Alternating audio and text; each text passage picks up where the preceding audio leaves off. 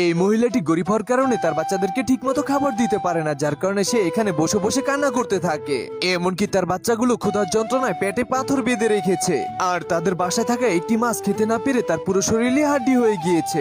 এরপরে মহিলাটি উঠে তার বাচ্চাদেরকে খাবার দেওয়ার জন্য ভাতের র্যাক খুললে দেখতে পায় যে সেখানে কোনো ভাত নেই, উল্টো শুধুমাত্র একটি গাছের বীজ রয়েছে।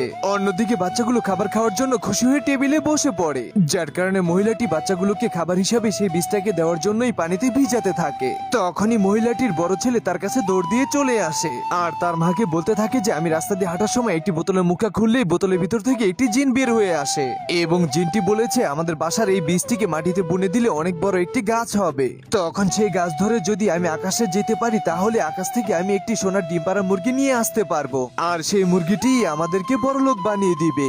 জিনের কথা মতো ছেলেটি বীজটিকে নিয়ে মাটির ভিতরে পুঁতে দিয়ে পানি দিলেই গাছটি ধীরে ধীরে বড় হতে থাকে।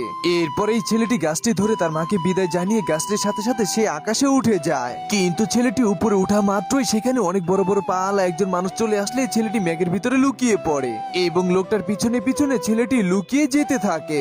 এমনকি লোকটি একটা পাসওয়ার্ডের মাধ্যমে ছোট একটি ঘরের ভিতরে ঢুকলে ছেলেটি দৌড় দিয়ে গিয়ে ছাদের উপর দিয়ে ঘরের ভিতরে ঢুকে যায়।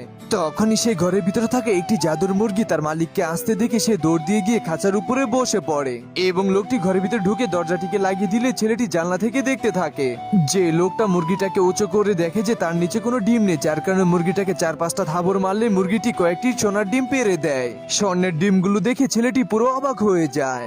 এমনকি লোকটি স্বর্ণের ডিমগুলোকে ছোট ছোট টুকরো করে একটা বাক্সের ভিতরে ঢুকিয়ে সেখান থেকে চলে যেতে থাকে। আর এই ফাঁকে ছেলেটি জানলা দিয়ে ভিতরে ঢুকে মুরগিটাকে হাতে নিয়ে সেখান থেকে পালিয়ে যেতে ধরলে লোকটি দেখে ফেলে। এরপরে লোকটি অনেক রেগে গিয়ে ছেলেটাকে ধরার জন্য দৌড়াতে থাকে।